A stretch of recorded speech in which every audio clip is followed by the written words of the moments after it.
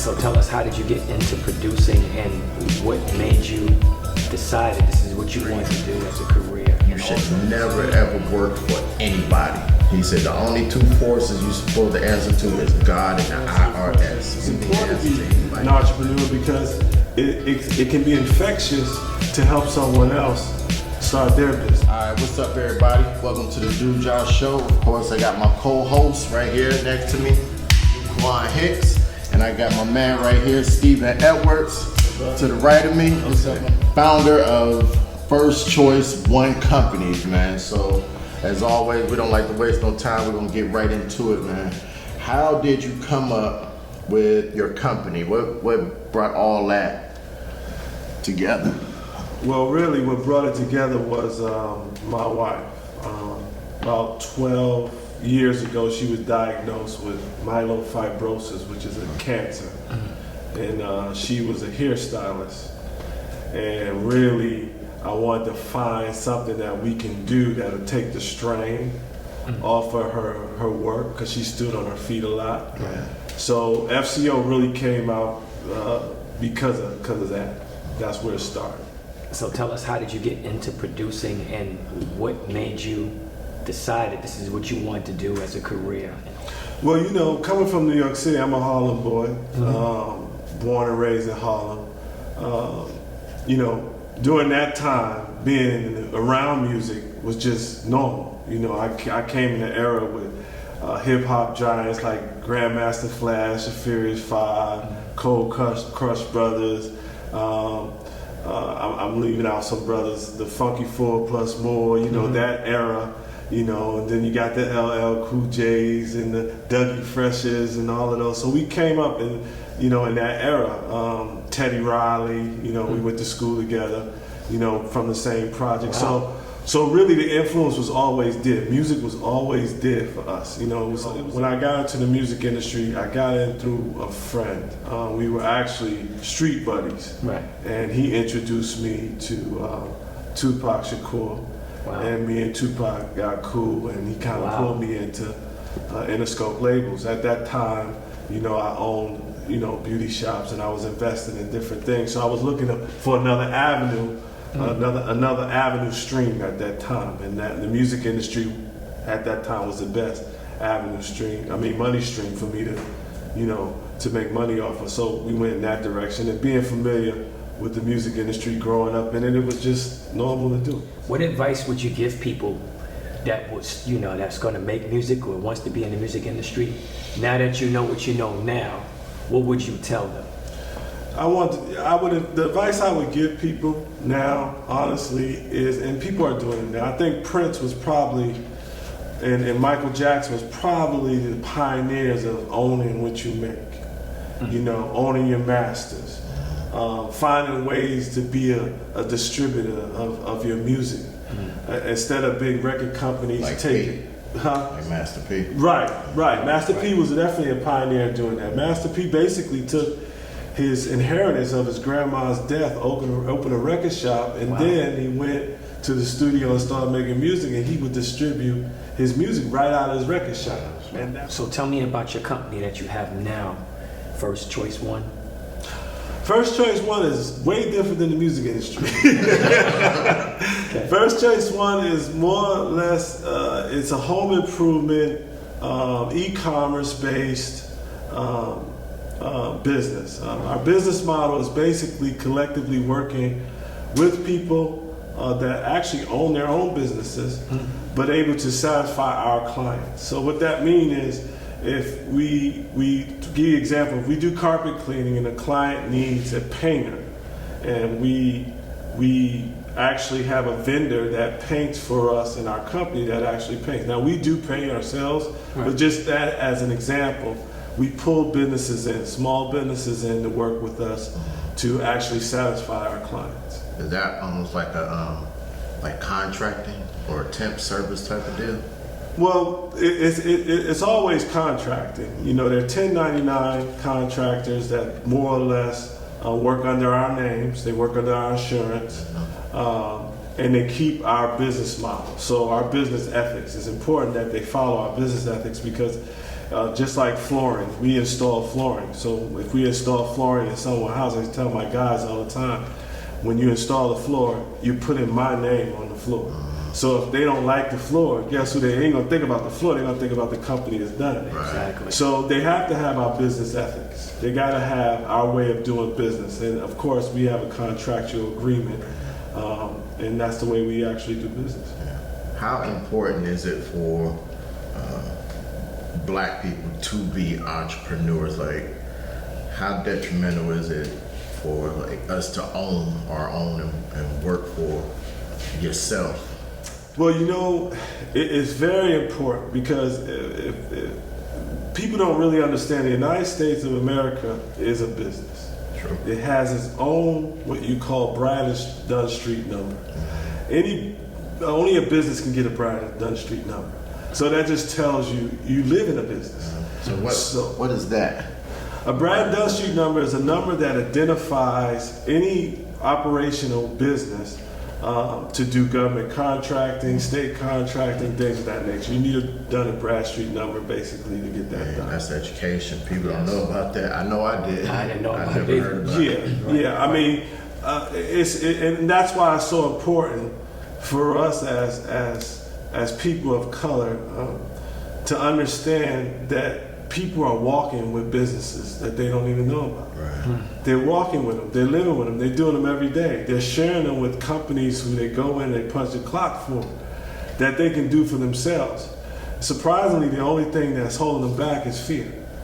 Fear of the unknown. Right. Fear of taking a chance of how I'm going to pay that bill tomorrow or next week or the next month, which is a legitimate fear. Right. But yet it's going to take you to get over that fear to become an entrepreneur, to work for yourself. And of course, what we've done, we haven't done alone. We needed people to get to where we were at. So it's not like I just woke up and say, I want my own business and I just went out and did my own business. No, it's steps that you have to take to be able to be successful at owning your own business. And it's important, to answer your question, it's important to be an entrepreneur because it can be infectious to help someone else start their business, to bring them in.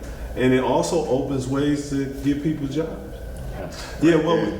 What we do is not just provide a job. We help people establish their own LLCs, their own businesses. Nice. We want them to be their own entrepreneur because when you care about your business, you're gonna care about mine. Yeah. Right. You see what I'm saying? So if you own your own business, you want your business to be successful. So if we're the conduit to bringing that business to your business, of course, you're going to want to be successful. So it gives people an incentive, So I'm not worried about an employee because I don't work with employees. I work with business owners. So when you work with people, you preparing them to run their own business up. Exactly. Too. Exactly. And we have training that we help people to get their LLCs. We help them to understand how to open a business bank account, to get them a CPA so that they can make sure that they file their taxes quarterly. We help them get to that because basically if they're going to work with us, we don't want them to be in trouble after we pay them to have the IRS go after them because they don't know how to file their taxes. It's important that everything that's part of our business is the I's are dotted and the T's are crossed. Right. I mean, again, we're a minority-owned business of color. And we also have certifications in that area too as well.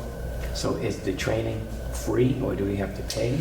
Well, the training is free. The commitment is not free. Okay. So what I mean by that is that if in fact that's something that a company wants to do to join us, there are things if you want to get on the website and have exposure, those things cost money. Right. So those things we wouldn't pay out of pocket, they would pay. Is it a big fee? No. These are fees that basically that a person that's just starting out would be able to do. How do I know that? Because I had to do it. Okay. The difference was it's my business model, it's our business model, but we had to pay these fees to get out there to be able to put our business out there so people can do business with us. Wow. Cool.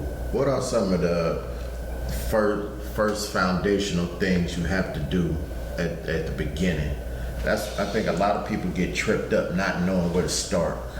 That's true. You know, we do public speaking. I'm a public speaker by trade, as well as being familiar with, you know, the business aspect. But I always tell people, and it's the simplest thing. First, you want to find out what you're trying to sell. Is it marketable?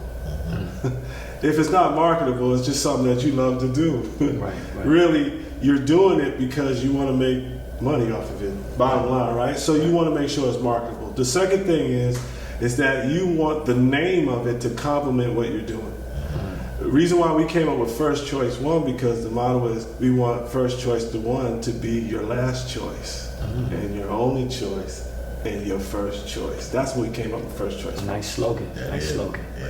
There are resources there, especially for businesses of color. Right now, because unfortunately we went through the pandemic, things have been implemented, which is fortunately for us, especially businesses of color, that give people the opportunity to start their own businesses. If you look at statistics right now and you listen to the news, they're complaining about people who are not coming to get these jobs. Well, a lot of that has to do with people starting their own business right now. That's right. That's what a lot of that comes from. People are not going back to their $7, $8 jobs on the front line with the probability of getting COVID-19 and being whatever. So they're coming up with their own business ideas, and these agencies are helping them to establish it. You know, for us, we've utilized those things that were available for us. We got loans during that time to help us buy equipment that I was telling you about. Right. Those loans were available for us at one time. We were able to do that. These were loans that we don't have to pay back because we were able to show how we paid for them. We used it to pay for equipment and pay ourselves. It's different avenues, but you have to put yourself in that community. If you don't do that, then you'll be grabbing for straws, so to speak. So really, to get started, you want to make sure that you're marketable. You come up with a name that complements what you sell, what you do, and then you get in a community that will be in a position to help you to take the next steps. You know, again, First Choice One. That's what we do. We help people. If they don't want to work with us, if it's something that doesn't match our company, then we help them to establish themselves and get them out there. Oh man, how long you been in business? I met this guy 10 years ago. We worked together, and during that time while I was working with him, I was actually in the business, but I was doing it on the side. So I would say we've been in business probably, I would say 19 years. Ooh-wee. That's what I'm talking about, right? 19 years. 19. Yeah. Man. Yeah. So we've been working without working for someone else, being a corporate entity, for 16 years. Okay. That's phenomenal, man. What you're doing and saying that's something they should incorporate in a classroom with kids. Yeah. Like, I feel like a first grader could learn what you're saying. You know, I think we was talking about it. We was talking about, like, when I was in school, they had associated math with, you know, learning about equity, budgeting, checkbooks, you know, buying houses, homes, and entrepreneurship. I would have paid closer attention. They'd be like, look, this could be your house, and you could work for yourself, you know. That was intentional, though, right, when you get learned. Yes. So, and of course, that's a whole nother show. Yeah. But the thing is that, you know, I learned it late. You know, being in the music industry, I still didn't understand business. I was just making money. So I didn't know what to do with it. You know, it came in boatloads and I spent it in train loads. It was it just came in and went out. So I didn't have the education of what to do.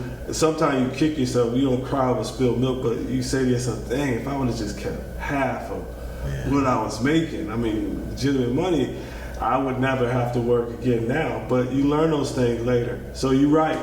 You know, we need to educate ourselves, our children, right now. Don't wait until they get to junior high school. Talk to them in elementary school, because there are other races of people that's doing that already. They are. Yes, they are. People don't know that the reason why a kid is born that automatically they insure that kid right then.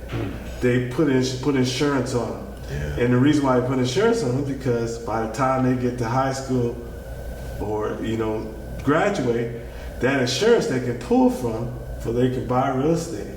Yeah. You see, we don't know that type of stuff. We haven't been taught that. Wow. Yeah, on But purpose, like you said. that's real. That's what's happening, Yeah, I met a millionaire a couple months ago. It's a dude I met from California, just like random. I was in Gastonia, and like the dude had bread. We was just talking. He was telling me how his dad, long time ago, created some kind of piece that goes inside of an airplane motor with a group of dudes, and they like sold the patent on it and cashed out. Like, Right. And his father died, and this guy, he like 51, but like I was pulling, like I was like, I need to know, like tell me what's going on. And he said that his dad would train them, you should never ever work for anybody. He said the only two forces you're supposed to answer to is God and the IRS. If you need to answer to anybody else, that means you're in trouble. Right. And I ain't overthinking, but I got the concept. But he said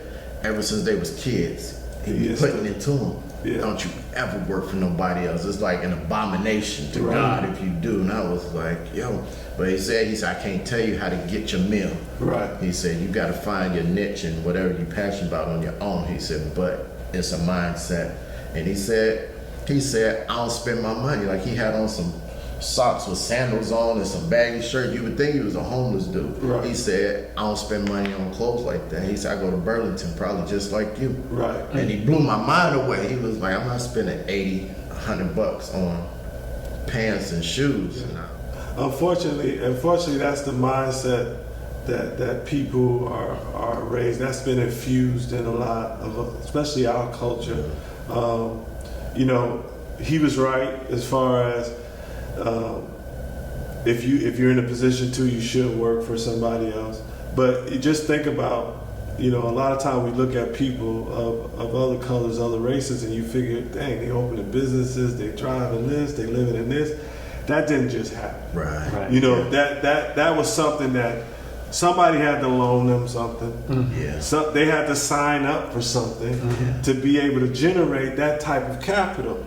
The thing is that our problem is that when we get our capital, we don't look at it as a resource to create a residual income. That's right. We look at it as an opportunity to buy something that's going to depreciate, Right. which is not residual.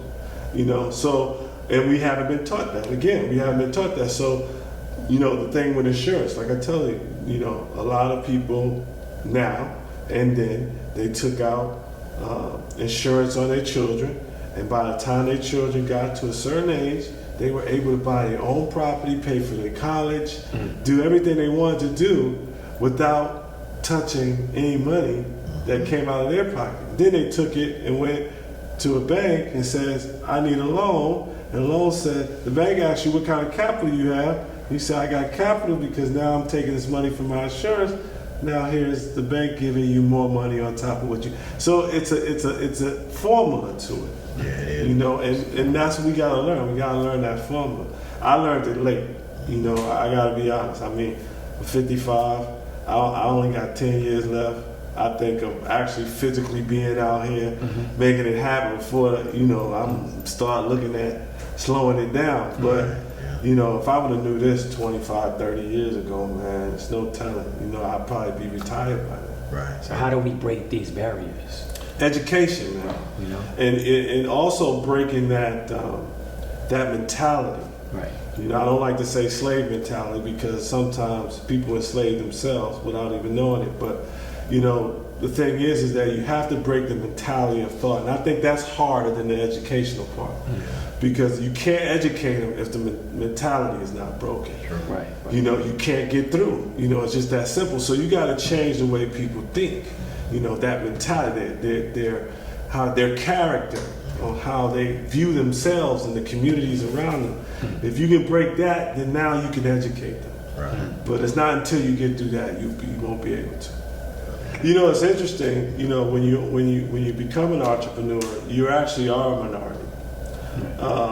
because if you do the statistics on it, most people, it says 5% of the world, 5% of the world are entrepreneurs, and the rest of the world works for the entrepreneur. Oh my goodness. So when you become an entrepreneur, so it's not a popular thing. Right, right. So you're not going to run into people who's going to have the same idea. Most people are not. Most people are going to take the risk. Some people are going to be satisfied with what they have. Because you're a minority, you have to look for those who have the like mind of you to be successful. Because you're only 5% of the entire world. I don't believe in the saying, experience is the best teacher. Right. Experience is the worst teacher. Thanks. Yeah, how come? Wow. Because if you just listen, it's easier. You see, you don't have to experience every single thing. And I'm talking about on the negative side. Yeah. Okay. You know, on the mistake side of it. Experiencing, if you're successful, that's a great experience, right? You want those. Right. But what I'm saying, as far as, you know, the hard knock part of it, you know, that's not the best teacher. It might ring more of a sound in your mind not to go that route because you experienced it. But look how much wear and tear your body had to go through to be able to learn it. So my mother used to always tell me, and she was a homemaker. She worked for a lawyer downtown, and she used to clean their house when I was younger. She used to say, baby, use more of your mind, less of your body, you live longer. And that never rung with me until later on. So I don't have calluses. That's purposeful. Yeah. Because I'm not going to use more of my body. I'm going to use more of Never my heard mind. of that before. Wow. That's dope. That's It's deep. like you see somebody touch a stove and they get burned. You're like, all right, I ain't got to do that because Yeah. it's hot, and I know that from watching them get burned. you know? Right. So that makes sense to me. Right. Yeah. Say that again. What your mom said? She said, use more of your mind, less of your body, and you'll live longer. That's a T-shirt right there. Yeah. And a T-shirt and make Yeah, it. Yeah. my mama, she was a wise old girl, man. I mean, she was a homemaker. She had a, you know, low grade education. I think she got a GED, I think, at some point. But she was a homemaker. She was a housekeeper. She worked for a lawyer downtown. And that's another thing that inspired me to do, because I ain't want, Mama, when I'm gonna buy you a house, I'm gonna do this. You know, I don't want you working for, you know, people. And so that was another thing that inspired me to always have that entrepreneur spirit. I never fed into the working environment. Never. I never was able to do it. Yeah. You know, because I always think outside the box, and they didn't like that. They want you in the box, you know. So Dang, so you've always felt like that, like your entire life, like, I just can't let nobody tell me what to do. I need to be the. well, not exactly. I mean, like, far as like, not totally, but you know what I mean. but it's the fact. Judges, lawyers, none of you. Yeah, well, you had to follow, because you got to follow before you leave. And again, you know, my thing was working in the corporate field gave me the education to know what to do for my own business. So I learned a lot. You know, I learned a lot in that field. You know, I don't regret working. You know, going in the corporate industry. It was a learning experience. I don't have many regrets of things that I done. I mean, I wish I could have did something different. Yeah. But you know, as far as regret, I don't stay on that, because, you know, at my age now, I ain't got time to dwell on stuff. I gotta get stuff done. You know, because, you know, I might not have the opportunity tomorrow. I don't take my health and all of that for granted. You know, anything can happen. A pandemic. You know, anything. You know, so I take life seriously, you know, and I look for, you know, I want to, if I was to go today or tomorrow, I want people to say that I gave something instead of took something with me. You know, he tried to do this. You know, I don't want to just be here. And you know how you got that family member, when you hear they coming over, you be like, Yeah.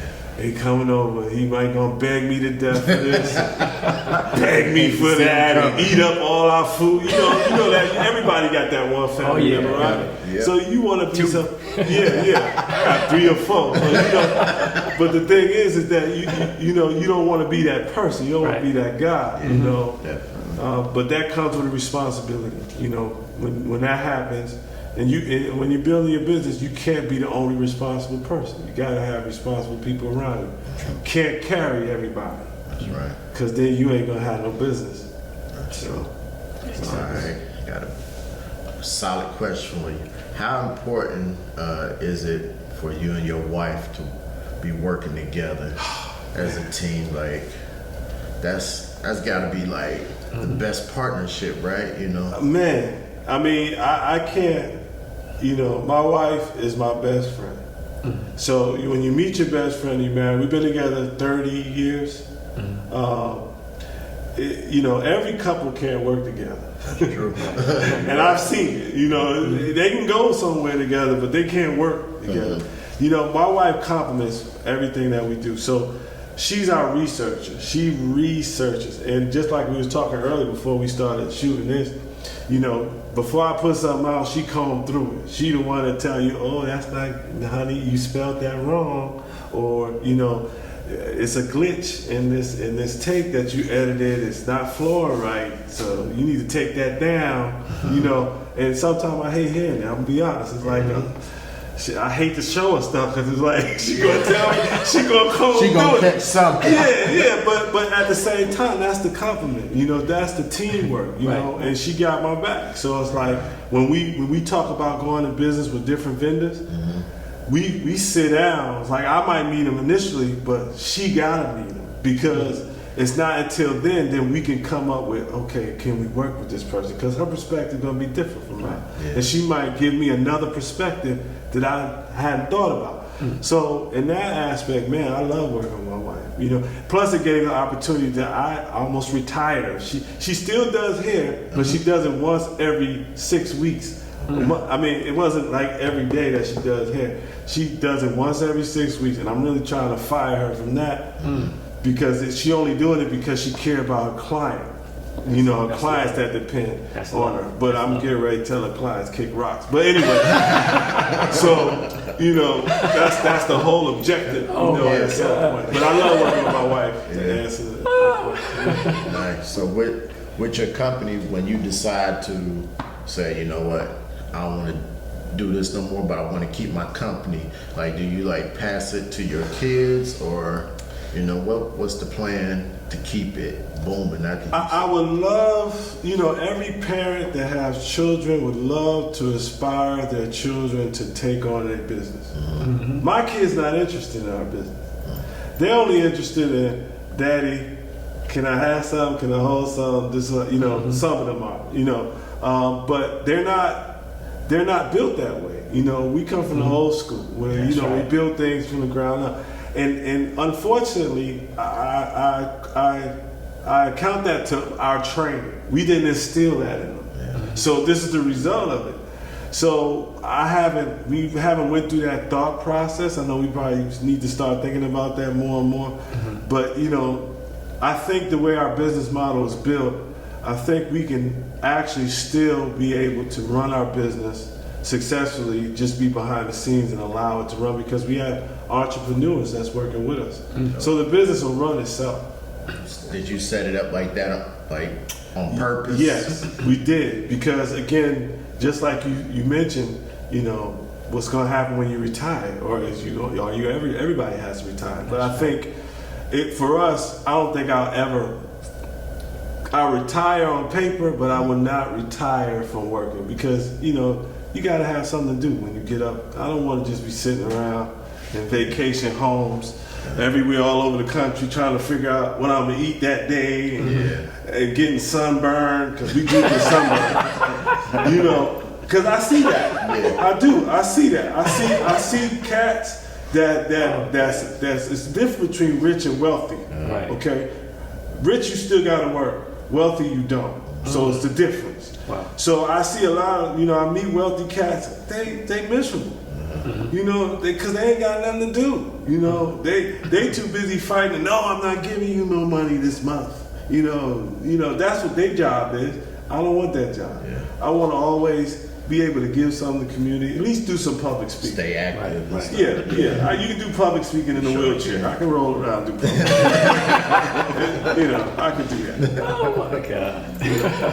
I like that. I do too. That's Oh dope. my Yeah, it's good. God. That's what keeps us alive, man. Having Yeah. purpose, being able to keep giving back and doing stuff for others. Yes. Giving back is very important. Oh, yeah. Very important. Oh yeah, man. Do you think that your kids will eventually come around? You're like, you know what, Dad? You know, let's do this for Dad. You know, let's keep it moving. Let's learn it. I hope I'm old enough to recognize that they're doing it. I'm not so old that I'd be like, I don't trust you. Man. You know what I mean? So I got Alzheimer's. Like, who are you? I don't want to be that. But they better come on now. That's what I'm telling them. You know, I always tell my kids, catch me now, because in 10, 15 more years, I ain't gonna have the patience Right. to deal with that. All my energy gonna go to waking up every day. That's true. You know what I'm saying? So come now. You know, if you want to learn something, I got energy to teach you now. Watch some mistakes. I could take a couple of mistakes, but when you get about 15, picture, I'm 55. 20 years from now, it's not gonna happen. Yeah. You know, now it's about trying to wake up tomorrow. It's like, I ain't got time. I can tell you a good old saying. Mama said use more of your mind, less of your body. Yep.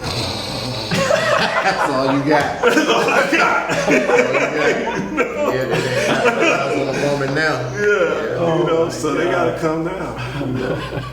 Man. And, I pray that they do. You know, I Yeah. pray that they turn around. You know, I got one right now, and you know, I've taught her how to. She's running her own business. She got her oils and her seasoning, and she's selling that. And now she's a manager for a little comedian. So she's doing her thing. So she's probably the closest one, but she still needs some more time. Yeah. But she's doing her thing though. But you know, from what I taught her. And so she's probably the other one that's the one that's going to show everybody else that Dad, this is going to work. 'Cause, you know, this is what I learned from Dad, you know, that type of thing. But we'll see. That's what's up. Well, we out of time, my man. Yeah. Man, wish we can do more. But you got so much information. So what we're going to do now, we're going to let you give them your website Okay. and all your information. That's at First Choice One Companies, LLC. Our website address is fcobuy.com, which is our e-commerce website. Our home improvement website is fcoccontracting.com.